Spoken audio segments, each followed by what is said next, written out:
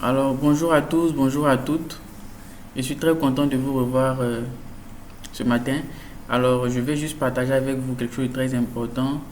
Mais avant de commencer notre formation de ce jour, j'aimerais déjà remercier tous ceux qui m'écrivent. Voilà, il y a beaucoup de personnes qui m'écrivent et qui réagissent.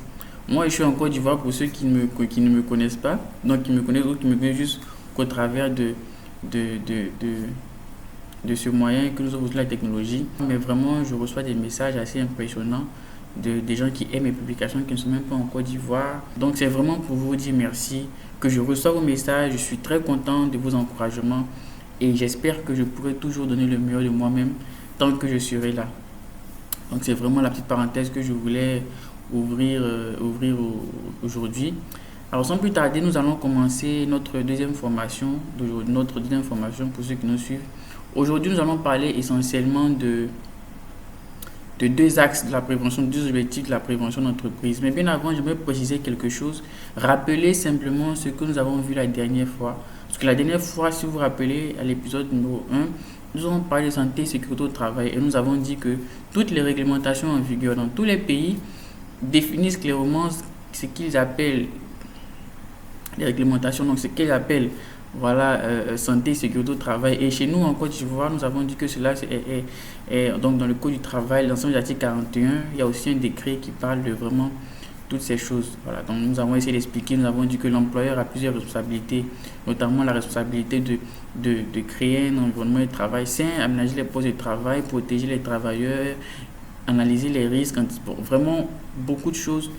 Nous ne pouvons pas les voir aujourd'hui, d'abord, de voir aujourd'hui, surtout que vraiment à chaque épisode, je ne peux pas tout dire, j'essaie juste de compiler un certain nombre d'informations pour que nous puissions en sortir.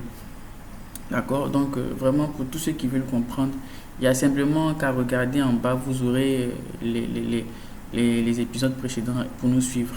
Aujourd'hui, nous allons parler de quelque chose qui est très important, qui doit pouvoir aider vraiment tous les préventeurs, tous ceux qui veulent faire ce métier.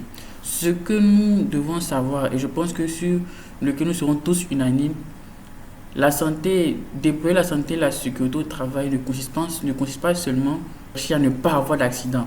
C'est plus que ça. La santé et la sécurité au travail, c'est vraiment beaucoup d'autres choses. Il y a une autre chose que je vais développer tout à l'heure. Donc, il y a deux axes. Le premier axe, c'est vraiment l'axe où on va développer des actions pour réduire la sinistralité ou éviter les accidents. Il y a un deuxième axe où on parle de culture de la prévention. C'est très important. En général, on commence toujours dans l'axe A et après, au fil des expériences, au fil du temps, on adopte l'axe B et ensuite on voit que la prévention avance. Alors, concrètement, quand je parle de réduction de la sinistralité, lorsqu'on travaille dans cet axe, vous voyez, c'est un ensemble d'actions. Généralement, les actions directes qui visent à éviter qu'il y ait des accidents. D'accord. Donc, on va parler par exemple de délivrer les permis de travail, faire une analyse des risques avant l'intervention, faire l'inspection du lieu de travail, les enquêtes, donner les équipements de protection, et suivre les travaux. Vous voyez toutes ces actions. Donc, ce sont des actions dont le premier but est d'éviter qu'il y ait des accidents. Et beaucoup d'entreprises, nous commençons là. Il s'agit donc, c'est des actions, si vous remarquez bien, ce sont les chargés de sécurité qui le font. D'accord. Et c'est très souvent lorsque l'entreprise commence et recrute un chargé de sécurité et elle se dit avec un chargé de sécurité, on n'aura pas d'accident. Donc c'est lui seul qui doit tout faire. Donc on est dans une entreprise où ce chargé de sécurité qui fait tout, finalement il est fatigué. Mais l'entreprise va remarquer ce qui est bien, arriver au moment que cette stratégie ne marche pas. Pourquoi? Elle injecte beaucoup d'argent. Les accidents ne baissent pas. Elle injecte beaucoup d'argent. Il y a des incidents graves qui arrivent, elle jette beaucoup d'argent, parfois il y a des maladies professionnelles, elle jette beaucoup d'argent, mais on voit vraiment que l'entreprise a encore sa soif, elle sent que c'est pas assez, c'est pas suffisant, d'accord, parce que ces actions directes là ne sont pas suffisantes de manière générale. Pourquoi? Vous savez, entre le préventeur ou le chef de sécurité et les opérateurs qui effectuent le travail, il y a un gros fossé là. Ce fossé correspond à qui? Ce fossé correspond à la direction. Dans ce fossé, il y a la direction, il y a les managers, il y a les superviseurs. Donc, tous ceux qui pilotent ou qui encadrent les opérateurs ou l'opérationnel, vous voyez. Et donc, le chef de sécurité, lui seul, ne peut pas transformer tout tant que les personnes qui sont au milieu, d'accord, c'est la direction, responsables techniques, les superviseurs ne sont pas impliqués. Voyez, arrivant au moment où vous allez constater clairement, lorsque vous allez réaliser des accidents, lorsque vous avez des situations, vous allez voir que vraiment, il faut que les travailleurs, dans l'ensemble, et les responsables, la direction, tout le monde s'implique. Parce que s'il n'y a pas d'implication, ça ne va pas marcher. De la direction. Et l'implication, elle vient de la direction. Vous savez, toutes les relations humaines, dans toutes les relations humaines, la plus grande part de réussite revient toujours à celui qui est placé au plus haut niveau, donc au supérieur. D'accord? Pour la santé de la sécurité au travail, la plus grande part va revenir à qui? À l'employeur, ça on l'a vu la dernière fois. Donc c'est lui qui doit donner le tempo, c'est lui qui doit prendre les devants, c'est lui qui doit aller, c'est la direction qui doit mettre le pas. Quand la direction met le pas, tout le monde suit. Voilà, c'est comme ça. Quand la tête prend une direction, allez, tout le corps s'en va, c'est comme ça. Voilà, donc il faudrait que l'on comprenne ça. Et c'est vrai, cette culture de la prévention ne peut commencer que lorsque la direction décide de s'impliquer et d'impliquer tous les travailleurs. Parce que l'application de la direction n'est pas seulement suffisante. Il faut aussi impliquer ceux qui donnent les consignes chaque jour aux travailleurs et ceux qui supervisent. Il faut les impliquer et c'est très important. Alors donc, comment cette culture peut se développer? Il y a plusieurs moyens. D'accord. Il y a par exemple le moyen que l'on voit très souvent, c'est de développer, d'avoir une politique de santé et sécurité au travail. C'est très important. La politique définit l'engagement de la direction en ce qui concerne la santé et la sécurité au travail. Voilà. Et donc c'est vraiment important que l'entreprise ait cette politique. Ça c'est bon, c'est important. Il faut beaucoup travailler par exemple avec le comité santé et sécurité au travail.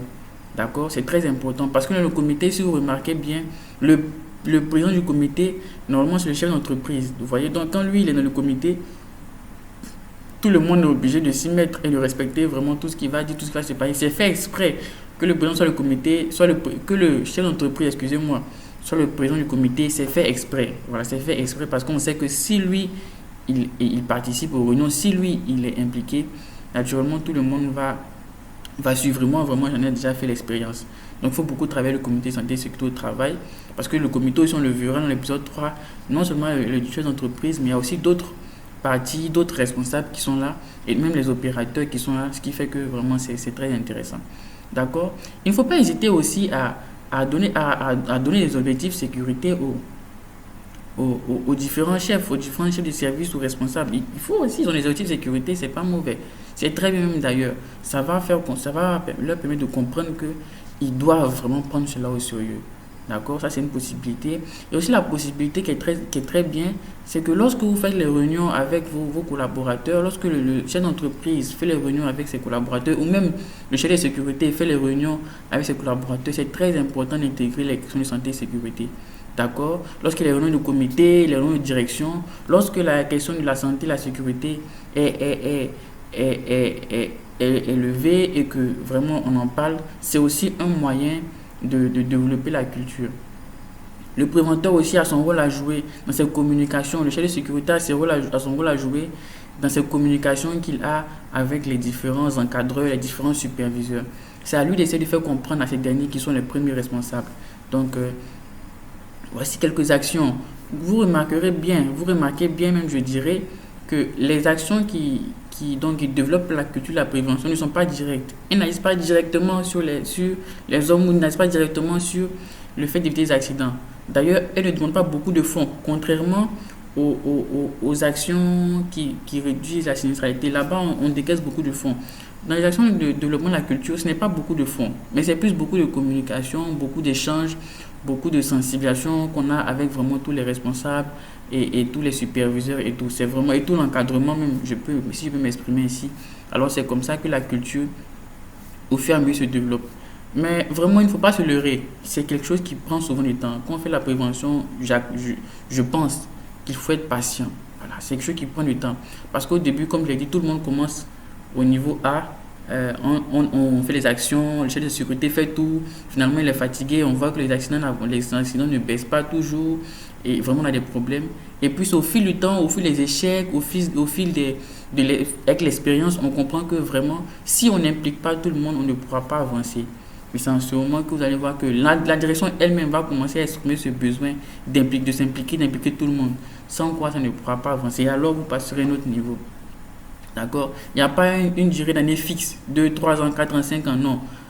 chaque organisation, en fonction vraiment de ses réalités, avance dans la prévention. Mais seulement ce que j'aimerais qu'on retienne tous ensemble aujourd'hui, c'est que faire la santé et la sécurité au travail consiste à développer des axes absolument.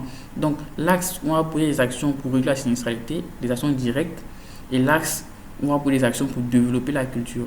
Lorsque ces deux axes sont développés, alors vous allez voir que l'entreprise va pouvoir progresser. Je le dis pour les chefs d'entreprise, je le dis également pour les préventeurs. Voilà, c'est vraiment ce que je voulais partager avec vous ce matin. Très content de vous voir. Et donc, il n'y a pas de problème. Vous pouvez poser des questions, donner vos avis, partager vos expériences, il n'y a pas de problème. Voilà, on est ensemble. C'est vraiment une discussion que l'on fait chaque jour. Moi, je souhaiterais aussi que vous apportez vos additifs et que vous abonnez à la page, vous invitez vos amis, vous abonnez à la page pour que vraiment tout le monde puisse vraiment comprendre ce métier. Le but, comme je l'ai dit, vraiment, c'est de gagner beaucoup de temps. Et je crois que cette plateforme est vraiment la mieux indiquée pour cela. Donc, je vous remercie. Portez-vous bien. Bonne journée, bonne suite, bonne journée et bon travail à tous. Allez, au revoir. Bye bye.